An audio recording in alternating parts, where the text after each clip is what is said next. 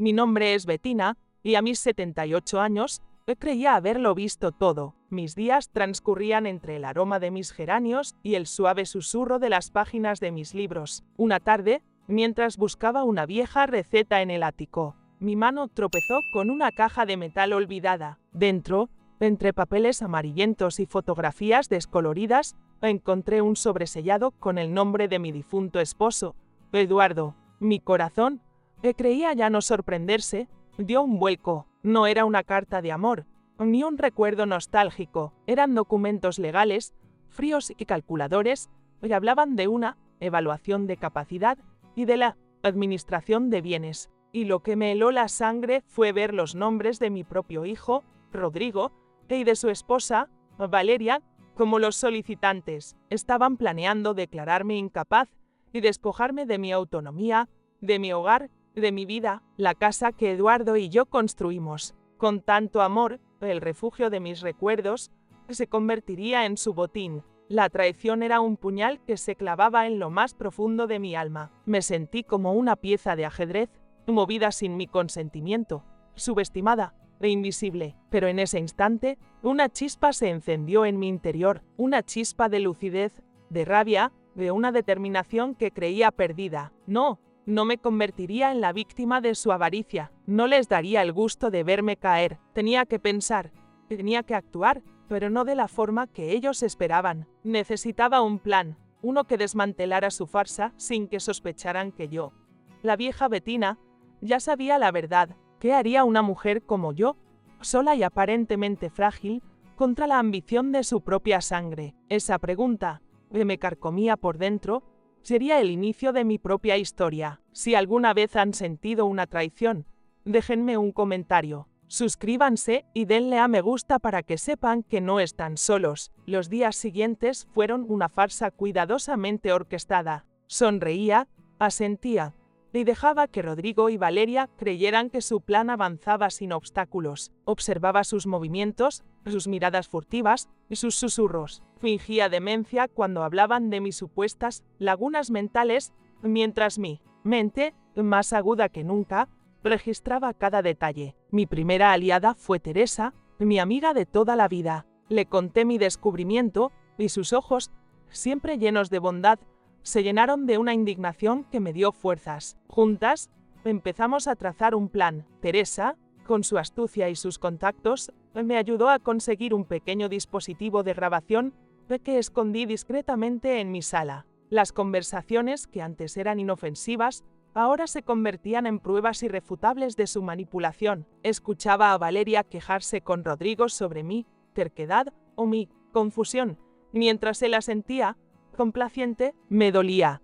Claro que sí, escuchar a mi propio hijo hablar así de mí, pero el dolor se transformaba en determinación. No era solo por mí, era por la justicia, por la verdad. Ellos, ajenos a mi vigilancia, se volvían más audaces. Empezaron a limitar mis visitas a mis nietos, a Camila y Gael, con excusas cada vez más absurdas. Están ocupados, tienen actividades que necesitan espacio. Era su forma de aislarme, de hacerme sentir sola y dependiente. Pero cada intento de alejarme solo me acercaba más a mi objetivo. Una tarde, mientras revisaba las grabaciones, escuché a Valeria hablando por teléfono. Su voz, normalmente tan controlada, estaba llena de una pasión que nunca le había visto. Hablaba de un encuentro secreto y de Alejandro. Mi corazón se aceleró. ¿Quién era Alejandro? ¿Y por qué Valeria lo mantenía en secreto? Esto no tenía que ver con el plan contra mí,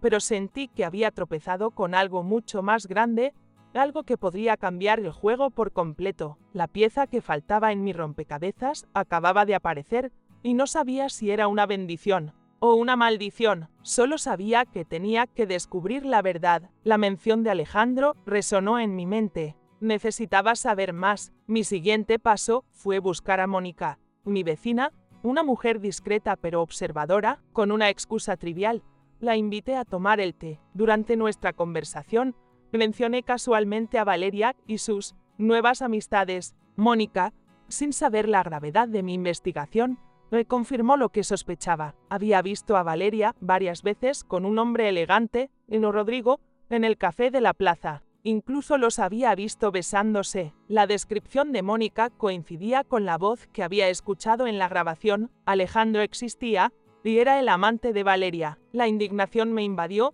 no solo por la traición a Rodrigo, sino por la hipocresía de Valeria, que se presentaba como la esposa perfecta mientras tejía una red de engaños. Con esta nueva información, mi plan tomó una forma más definida. No solo desmantelaría su intento de despojarme, sino que también revelaría la verdadera naturaleza de Valeria. Con la ayuda de Teresa, logré obtener algunas fotografías de Valeria y Alejandro juntos. Eran pruebas irrefutables. También busqué asesoramiento legal, de forma anónima al principio, para entender mis derechos y las implicaciones de los documentos que había encontrado. Me di cuenta de que, legalmente, la casa seguía siendo mía, un detalle que ellos habían pasado por alto en su prisa por declararme incapaz. La ironía era deliciosa. Mientras ellos se sentían seguros en su castillo de mentiras, yo, la vieja frágil, estaba reuniendo las armas para derribarlo. Los días se convirtieron en semanas de preparación meticulosa. Observaba a Rodrigo y Valeria,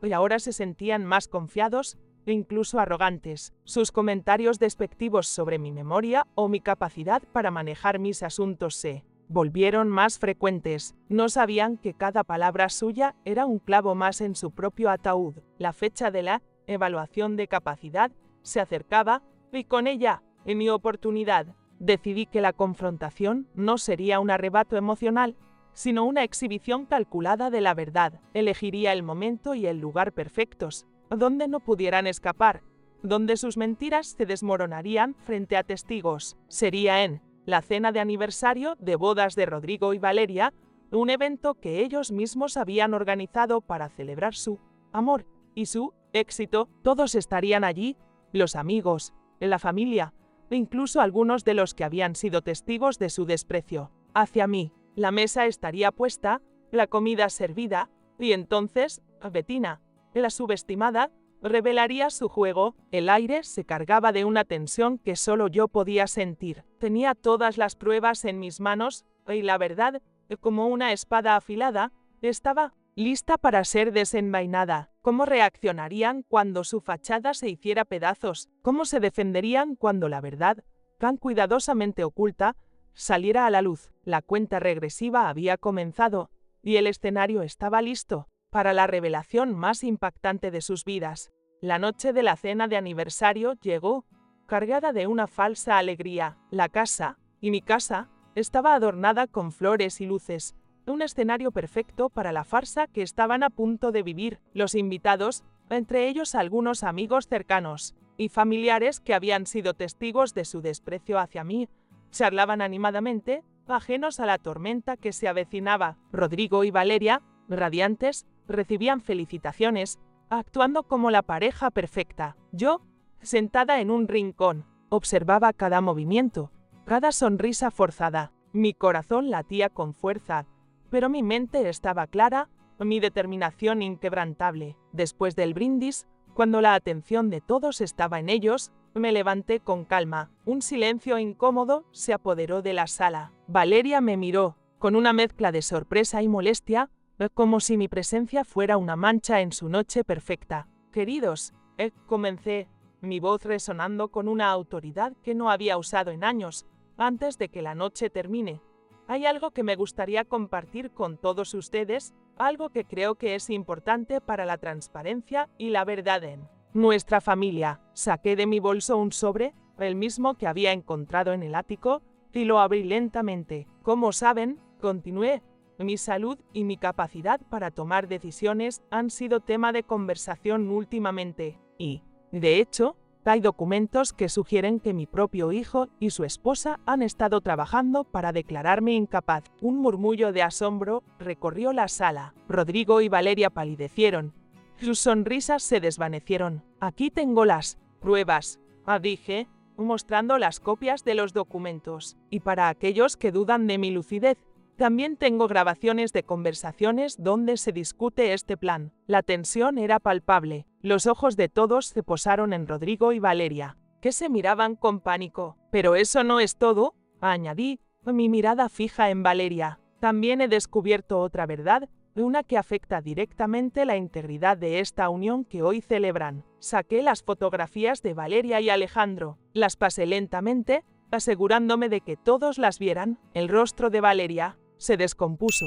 Sus ojos se llenaron de lágrimas de rabia y humillación. Rodrigo, al ver las imágenes, se levantó de golpe, su rostro una máscara de incredulidad y dolor. ¿Qué es esto? Valeria, su voz apenas un susurro. La farsa se había derrumbado. La sala se llenó de exclamaciones, de susurros, de miradas de desaprobación. Valeria intentó defenderse, balbuceando excusas, pero sus palabras se perdían en el caos. Rodrigo, con el corazón roto, se alejó de ella, su mirada perdida. La justicia, aunque dolorosa, había sido servida. No hubo gritos ni peleas, solo la fría y contundente verdad. El silencio que siguió fue ensordecedor, roto solo por el llanto ahogado de Valeria. La noche de celebración se había convertido en una noche de revelaciones, y el futuro de mi familia, de mi hijo y de mis nietos, pendía de un hilo. ¿Cómo se reconstruiría todo después de esta verdad devastadora? ¿Sería este el fin de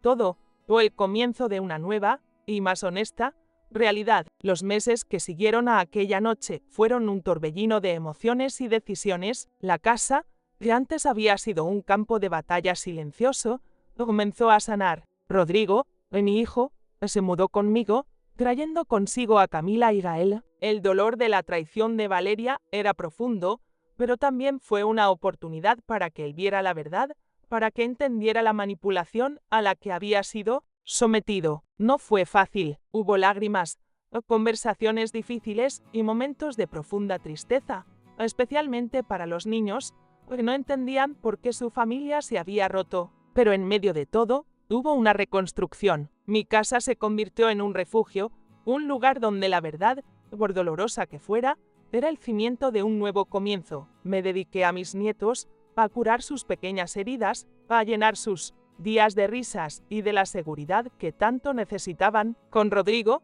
la relación se transformó, dejó de verme como la madre a la que debía complacer y comenzó a verme como la mujer fuerte y sabia que siempre fui. Hablamos, nos escuchamos, y por primera vez en mucho tiempo, nos sentimos como una verdadera familia. Valeria, por su parte, desapareció de nuestras vidas. La vergüenza y las consecuencias de sus actos la llevaron a buscar su propio camino.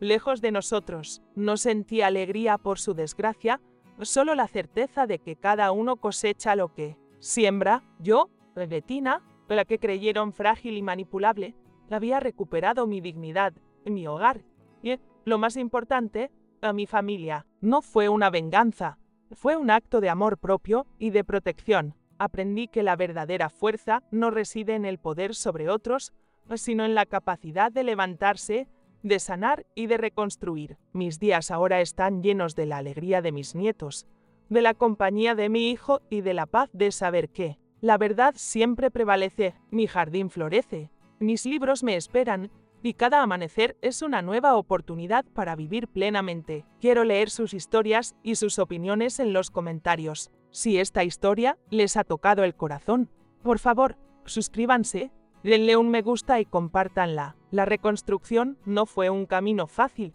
ni lineal. Hubo días de incertidumbre, noches de insomnio donde las dudas me asaltaban. ¿Había hecho lo correcto? ¿Podría mi familia sanar después de una herida tan profunda? Pero cada vez que veía la sonrisa de Camila o el brillo en los ojos de Gael, sabía que sí, que valía la pena. Rodrigo, mi hijo, se esforzó por ser un padre presente y un hijo atento. Aprendió a cocinar, a ayudar con las tareas escolares, a escuchar de verdad. Nuestras conversaciones se volvieron más profundas, más honestas. Hablamos de su padre, de mis sacrificios, de sus propios miedos y arrepentimientos. Fue como si, al fin, nos estuviéramos conociendo de verdad, sin las máscaras que la vida nos había obligado a usar. Los fines de semana, mi pequeña casa se llenaba de risas y de la energía de los niños. Hacíamos galletas, contábamos historias, construíamos fuertes con sábanas. Recuperé el tiempo perdido y cada momento era un tesoro. Camila, con su curiosidad insaciable, me ayudó a desempolvar mis viejos libros de botánica y juntos exploramos el jardín, descubriendo nuevas especies y cuidando las que ya tenía. Gael, con su imaginación desbordante, me inspiró a retomar mi pasión por la pintura. Me sentaba en el jardín, con mi caballete y mis pinceles, y él se sentaba a mi lado, dibujando sus propios mundos de dragones y castillos. La casa, que antes había sido un símbolo de mi soledad, se transformó en un hogar lleno de vida, de amor y de nuevas oportunidades, no solo para mí, sino para todos nosotros. Aprendimos a perdonar, no a olvidar, sino a aceptar que el pasado es parte de lo que somos, pero no define nuestro futuro. La vida, a mis 70 y tantos, me había dado una segunda oportunidad, una oportunidad para vivir plenamente, para amar sin reservas y para ser, finalmente, la Bettina que siempre debí ser. Y en cada pincelada, en cada risa de mis nietos, en cada conversación con mi hijo, sentía la profunda gratitud de haber recuperado mi voz, mi dignidad y mi lugar en el mundo. La historia de la venganza se había transformado en la historia de la redención, no solo para mí, sino para toda mi familia. Y en ese proceso, descubrí que la verdadera victoria no está en derribar a los demás, sino en reconstruirse a uno mismo, más fuerte, más sabio y más lleno de amor que nunca. Mi vida, antes definida por el rol de madre y abuela, comenzó a expandirse de maneras que nunca imaginé. La pintura, que había sido un pasatiempo olvidado, resurgió con una fuerza renovada. Me inscribí en un taller de arte local, no para convertirme en una gran artista, sino para encontrar un espacio donde mi alma pudiera expresarse libremente. Allí conocí a otras personas, algunas con historias de vida tan complejas como la mía, otras simplemente buscando un escape creativo. Compartir mis experiencias o escuchar las suyas me hizo sentir menos sola y más conectada con el mundo. Mis lienzos se llenaron de colores vibrantes, reflejando la nueva luz que había encontrado. Pintaba los amaneceres que veía desde mi ventana, los rostros de mis nietos dormidos, los paisajes de mi memoria. Cada pincelada era un acto de sanación, una forma de transformar el dolor en belleza. Camila, mi nieta, se convirtió en mi pequeña aprendiz. Con sus ojos curiosos y su entusiasmo contagioso, me animaba a experimentar con nuevas técnicas y a ver el mundo con una mirada fresca. Juntas, pasábamos horas en el jardín, dibujando las flores y los pájaros, creando nuestro propio universo, de colores y formas. Gael, por su parte, le enseñó la importancia de la aventura. Sus historias de superhéroes y mundos fantásticos me recordaban que la imaginación no tiene límites y que la vida está llena de posibilidades, e incluso a mi edad, me uní a un club de lectura en la biblioteca del pueblo, donde debatíamos sobre clásicos y descubríamos nuevos autores. Las conversaciones eran estimulantes y me di cuenta de cuánto había extrañado el intercambio intelectual. También empecé a caminar por el parque todas las mañanas, disfrutando del aire fresco y de la compañía de otros caminantes. Pequeños gestos o grandes cambios. La Bettina que había sido silenciada, la que se había encogido para caber en las expectativas de otros, estaba floreciendo. No era una transformación repentina, sino un proceso gradual, una lenta pero constante reconexión con mi verdadero ser. La casa, mi hogar, se convirtió en un reflejo de esta nueva Bettina. Las paredes se llenaron de mis pinturas, el jardín se volvió más exuberante y el aire se impregnó de la risa de mis nietos y el aroma de mis nuevas creaciones culinarias. La vida me había quitado mucho, pero también me había dado la oportunidad de reconstruirme, de redescubrirme y de vivir con una autenticidad que nunca antes había conocido. Y en cada día que pasaba, sentía la profunda gratitud de haber elegido la verdad, la dignidad y el amor por encima de la comodidad de la mentira. Mi historia no terminó con la confrontación, sino que apenas comenzaba. Era la historia de una mujer que, a pesar de las adversidades, encontró la fuerza para escribir su propio final, un final lleno de esperanza, de propósito y de una alegría inquebrantable. La vida me había enseñado que las cicatrices no son marcas de debilidad, sino mapas de resiliencia. Cada dolor, cada desilusión, cada traición se había convertido en un trazo más en el lienzo de mi existencia. Y ahora, al mirar hacia atrás, no veía un camino de sufrimiento, sino una senda de aprendizaje y crecimiento. La Bettina de antes, la que se encogía ante la adversidad, la que buscaba la aprobación ajena, había quedado atrás. En su lugar, había surgido una mujer fuerte, segura de sí misma, que no temía alzar la voz ni defender su verdad. Esta transformación no fue solo mía. Vi a Rodrigo, mi hijo, crecer y madurar de una manera que nunca creí posible. La confrontación con Valeria, aunque dolorosa, lo obligó a enfrentar sus propias debilidades y a asumir la responsabilidad de sus elecciones. Se convirtió en un padre más presente, un hijo más consciente, un hombre más íntegro. Nuestras conversaciones, antes superficiales, ahora eran un intercambio de almas, de experiencias, de sueños. Hablábamos de todo, de la vida, de la muerte, del amor, del perdón, y en cada palabra sentía la conexión profunda que siempre habíamos tenido, pero que se había perdido en el laberinto de las expectativas y las decepciones. Mis nietos, Camila y Gael, fueron mis mayores maestros. Su inocencia, su alegría, su capacidad de perdonar y de amar sin condiciones me recordaron la belleza de la vida y la importancia de vivir el presente. Con ellos volví a ser niña, a reír a carcajadas, a soñar despierta. Les enseñé a pintar, a leer, a amar la naturaleza, y ellos, a cambio, me enseñaron a ver el mundo con ojos nuevos, a apreciar la magia de lo cotidiano y a encontrar la felicidad en las cosas más simples. La casa, mi hogar, se convirtió en un santuario de amor y de risas. Las paredes, antes silenciosas, ahora resonaban con la algarabía de los niños, con el aroma de mis guisos caseros y con la música que ponía mientras pintaba. Cada rincón de este hogar estaba impregnado de la nueva energía que habíamos creado, una energía de paz, de armonía y de gratitud. No sé qué me deparará el futuro. La vida es un misterio, un camino lleno de sorpresas y de desafíos, pero una cosa sí sé, no volveré a ser la víctima de mi propia historia. Seré la protagonista, la escritora, la directora de mi propio destino, y en cada paso que dé,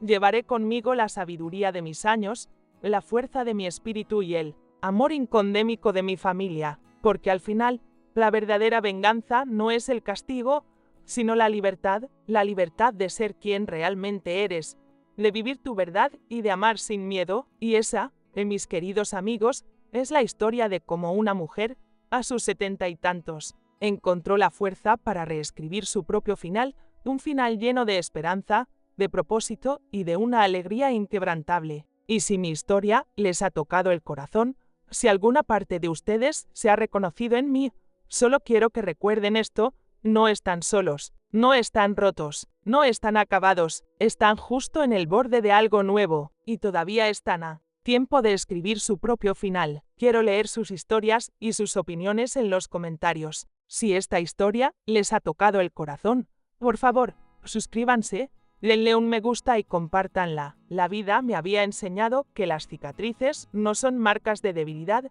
sino mapas de resiliencia. Cada dolor, cada desilusión, cada traición, se había convertido en un trazo más en el lienzo de mi existencia. Y ahora, al mirar hacia atrás, no veía un camino de sufrimiento, sino una senda de aprendizaje y crecimiento. La Betina de antes, la que se encogía ante la adversidad, la que buscaba la aprobación ajena, había quedado atrás. En su lugar, había surgido una mujer fuerte, segura de sí misma, que no temía alzar la voz ni defender su verdad. Esta transformación no fue solo mía. Vi a Rodrigo, mi hijo, crecer y madurar de una manera que nunca creí posible. La confrontación con Valeria, aunque dolorosa, lo obligó a enfrentar sus propias debilidades y a asumir la responsabilidad de sus elecciones. Se convirtió en un padre más presente, un hijo más consciente, un hombre más íntegro. Nuestras conversaciones, antes superficiales, ahora eran un intercambio de almas,